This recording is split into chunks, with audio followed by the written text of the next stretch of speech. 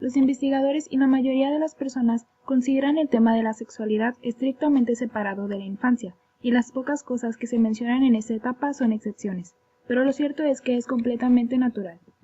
Sigmund Freud fue un médico vienés que marcó el final del siglo XIX y el inicio del siglo XX con su teoría psicoanalítica, pero lo que más controversia provocó fue su explicación de la sexualidad infantil.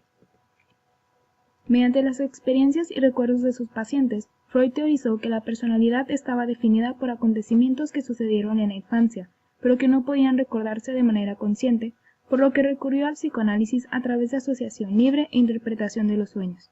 A esta falta de memoria la llamó amnesia infantil, argumentando que los recuerdos se vuelven estables entre los 6 y 8 años. Antes de eso, los recuerdos son vagos, pero se llevan a cabo procesos que influyen más adelante en la sexualidad del individuo. La teoría de la sexualidad infantil explica que los niños exteriorizan su sexualidad mediante prácticas como el chupeteo, ya que el niño experimenta placer y después pasa al autoerotismo, repitiendo lo que le provoca satisfacción, por ejemplo, alimentarse del pecho materno. De ahí se deduce que la meta de la sexualidad infantil es brindar placer a sus zonas erógenas.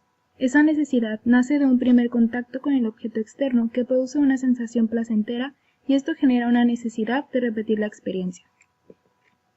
Otro aspecto que Freud consideró fue la exteriorización sexual masturbatoria mediante las zonas mucosas que generan placer. Además de la zona oral, se encuentra la anal y genital. En la zona anal, el placer se exterioriza cuando el niño decide cuándo expulsar las heces, porque sabe que el acumularlas le dará una sensación satisfactoria.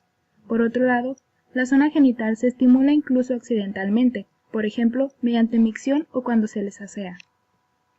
Además, independientes de las zonas erógenas, se encuentran las pulsiones parciales que crean en los niños la curiosidad por saber, ver, exhibir e incluso ser crueles. En los niños se crea el complejo de castración, al saber que su sexo opuesto no tiene un pene, y en las niñas nace la envidia al pene por no tener uno. Después viene la latencia, que sofoca los impulsos sexuales con sentimiento de vergüenza, culpa y el desarrollo de la moral, canalizándolos a otras actividades mediante sublimación. Las fases del desarrollo de la organización sexual tienen como objetivo lograr que más adelante el individuo tenga como meta sexual un objeto externo que le proporcione satisfacción, como lo hacía él mismo anteriormente. Se les llama organizaciones pregenitales a las zonas que no se han conformado de manera homogénea aún, como son la oral y sádico-anal, llamada así la sensación de dolor y satisfacción al mismo tiempo que recibe el niño al expulsar las heces. De esta última puede derivarse la ambivalencia, coexistencia de pulsiones parciales opuestas. Se dice que la elección de objeto se da en dos tiempos porque la latencia interrumpe este proceso, obligando al individuo a abandonar sus deseos infantiles cuando llega la pubertad, dirigiéndolos hacia un objeto ideal. La sexualidad infantil tiene diferentes fuentes. La excitación mecánica consiste en el estímulo que satisface al niño por su ritmicidad, posiblemente al ser asociado con experiencias como el ser mecido o paseado en coche. La actividad muscular es también un estímulo que puede descubrirse mediante el contacto con otras personas, por ejemplo, cuando los niños juegan entre ellos utilizando su fuerza. Los procesos afectivos consisten en las sensaciones de angustia o miedo que generan excitación en muchas personas. Esto, Freud lo asoció con el placer que también se puede experimentar con el dolor, dando posibles indicios de sadomasoquismo en el futuro.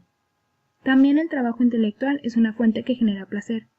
No obstante, Freud señala que las constituciones sexuales son diversas, ya que las personas pueden reaccionar con diferente intensidad ante el mismo estímulo.